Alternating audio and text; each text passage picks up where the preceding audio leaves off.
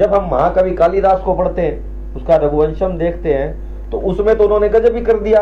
उन्होंने दलीप, रघु, अज, दशरथ, राम, लक्ष्मण, शत्रुघ्न, भरत और फिर लव और कुश और फिर अतिथि के अलावा 29 अन्य राजाओं का भी रघुवंशी राजाओं का उसमें वर्णन है, उसमें उसके अंदर रघुवंशम में। और ये सारी, उसके बाद रघु के बाद फिर उनके आगे, वैसे तो अब मैं जब ये वाल्मीकि आदि कवि भगवान वाल्मीकि रामायण देखता हूँ, उसका 1 से 59 और 72 तक पेज देखता हूँ, तो उसमें तो क्या है कि रघु के बाद फिर उनके परवद्ध, शंखन, सुदर्शन, अग्निवर्म, शिगर्ग, मरु, पशुष्पक, अम्बरीश, ययाति, नाभाग, अज और फिर दशरथ आते हैं। ये इतनी लंबी फहरिस्त है।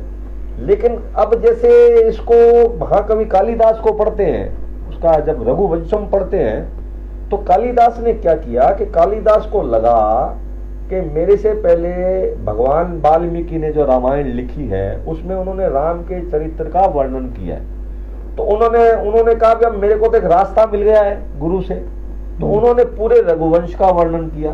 तो उन्होंने क्या किया है कि दलीप के बाद रघु और रघु के बाद सीधा दशरथ। अच्छा। नहीं, दलीप के बाद रघु, अज और दशरथ। लेकिन जब हम स्कंद पुराण देखते हैं तो उसके अंदर आता है कि रघु के पुत्र पर्वत हुए, फिर उनके पुत्र शंखन हुए, फिर उनके पुत्र सुदर्शन हुए, फिर अग्नि। अब अग्नि वर्मा के बारे में भी आता है भी वो थोड़ा राजा ठीक ठाक नहीं था, उनका कैरेक्टर को ज्यादा बहुत बढ़िया नहीं था। शीघ्रग्र हुए, फिर मरु हुए, फिर पशु शक हुए, फिर उनके पुत्र अम्बरीश हुए, फिर ययाति हुए, फिर नाभाग हुए, फिर अज हुए।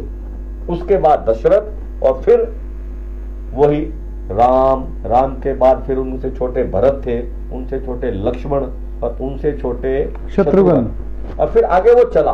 लेकिन रघुवंश यही था कि रघुवंश में अपने कौल करार का, अपने वचन का, क्योंकि इसमें 3 वंश आए हैं, इक्ष्वाकु वंश, रघुवंश और अर्कवंशी। अब अर्कवंशी इनके बहुत आगे जाकर आते हैं। अभी ये रघुवंश चल रहा है और लव कुश अतिथि के बाद 29 राजा और हैं जिनको रघुवंशी इन शास्त्रों में माना गया। चलिए राजकुमार जी, आपका बहुत बहुत धन्यवाद, आभार। आपने इतनी जानकारी दी, हमारे जो दर्शक हैं वो इससे लाभान्वित हो रहे हैं। और मेरा आप सबसे एक परम निवेदन है कि आप इस वीडियो को शेयर कीजिए, क्योंकि यह वीडियो हमारी संस्कृति से जुड़ा है। एक प्रयास है राजकुमार सोनी जी के द्वारा, और मेरा ये सौभाग्य है कि मुझे इनका सहभागी बनने का अवसर प्राप्त हुआ। तुलसी सीता राम में दृढ़ राखूं विश्वास, कब हो बिगड़त ना सुने श्री रामचंद्र के दास।